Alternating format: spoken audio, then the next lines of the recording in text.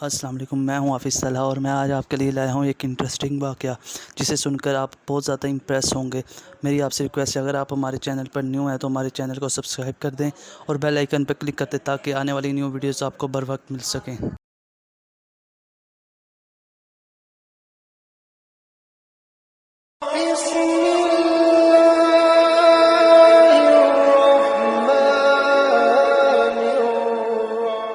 Propaganda ہے، آپ اس کا شکار ہو گئے۔ حضرت عثمان غنی بھی شکار ہوئے۔ 3 چیزوں کا غلبہ تھا، جاگ رہے ہیں آپ لوگ؟ ایک سخاوت بڑی تھی حضرت عثمان کی طبیعت میں، اور دوسری نرمی بڑی تھی، تیسری حیا بڑی تھی۔ غلبہ رہا، غلبہ۔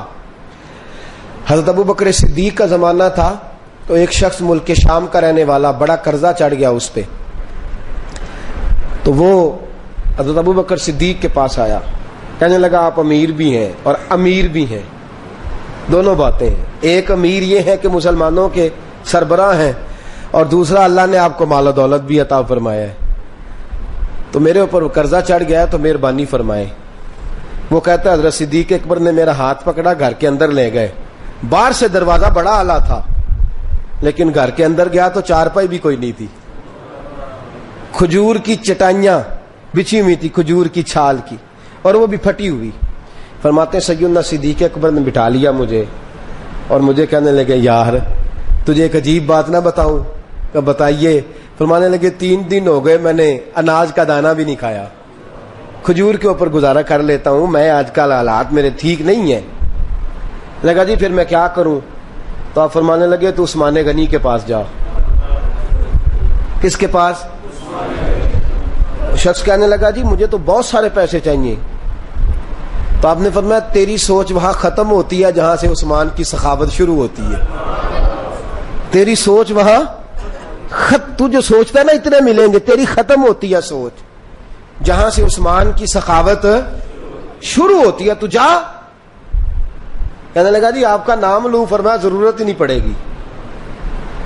کہا جی میں ذکر کروں گا کہ مجھے امیر المومنین نے بھیجا ہے۔ فرمایا ضرورت ہے، صرف اتنا تو جا کے بتانا کہ میں مقروض ہوں اور رسول اللہ کا نوکر ہوں صلی اللہ علیہ، اتنا بتانا کہ مسلمان ہوں، مصطفیٰ کا غلام، بس، اور کسی اضافے کی ضرورت۔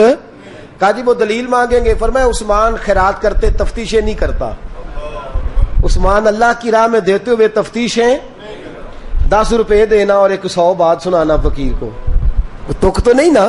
10 روپے اور 100 قسم کے تانے نہ دے تو میاں چشم پوشی کر جا۔ تجھے کس نے اجازت دی ہے ٹٹولنے کی، پھولنے کی اور کرودنے کی؟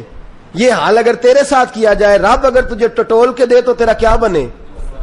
رب کریم اگر تجھے ٹٹول کے دے کہ پہلے بتا نمازیں کتنی پڑھی ہیں، سویرے اٹھتا ہے کہ نہیں، تو تیرا کیا حال ہوگا؟ تو ٹٹولتا پھرتا ہے 10 روپے دینے کے لیے۔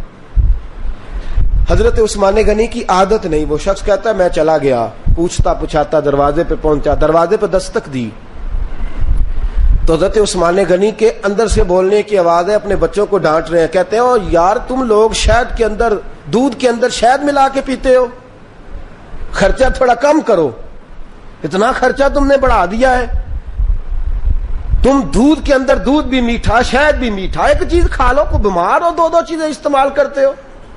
کہتے ہیں میں نے کہا ابو بکر تو بڑی باتیں بتا رہے تھے، اور اس قسم کے کئی واقعات حضرت عثمان غنی کے ساتھ ہوئے، وہ تو بڑی باتیں بتا رہے تھے، اور یہ آدمی دودھ شہد سے لڑائی کر رہا ہے، اور مجھے کئی 1000 درہم چاہیے، دینار چاہیے، مجھے دے گا؟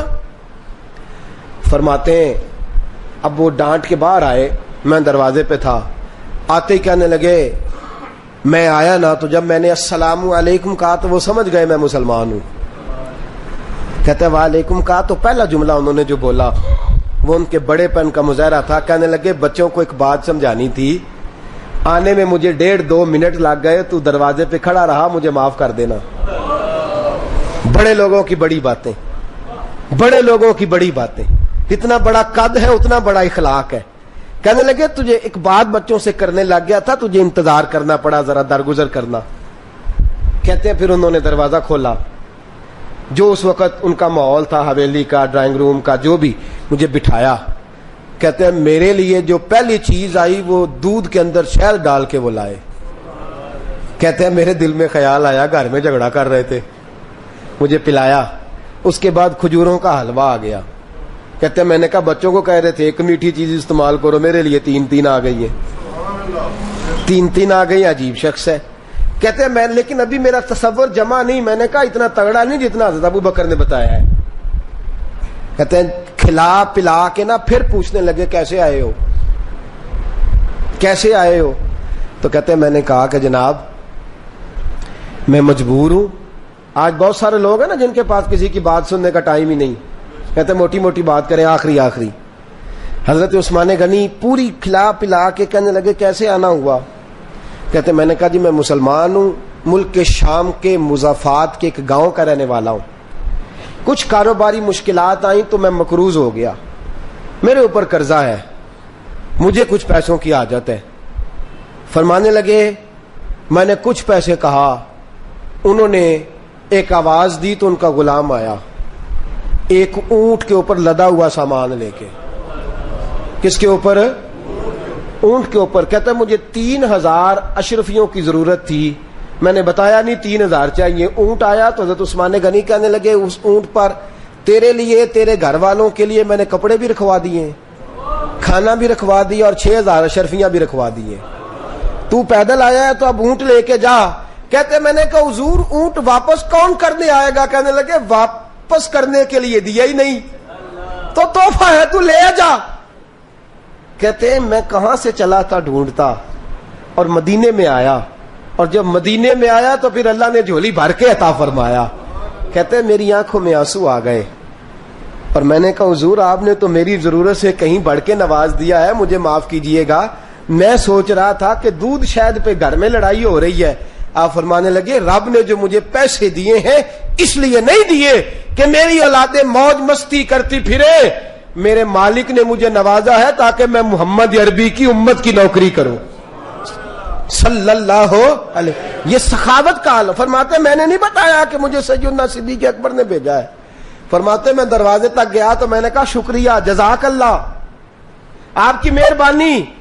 تو مسکرا کے فرمانے لگے میرا شکریہ ادا نہ کر, ابو بکر صدیق کا کر. میرا نہ شکریہ ادا کر, شکریہ ابو بکر صدیق کا جس نے تجھے یہ رستہ دکھایا ہے. فرماتے میں نے کہا حضور آپ فرمایا جاؤ جاؤ جاؤ تمہارا کام ہو گیا نا, تفصیلات میں نہ جاؤ. یہ شان سخاوت سیدنا عثمان غنی رضی اللہ تعالیٰ عنہ کی اور میں بیان کر چکا.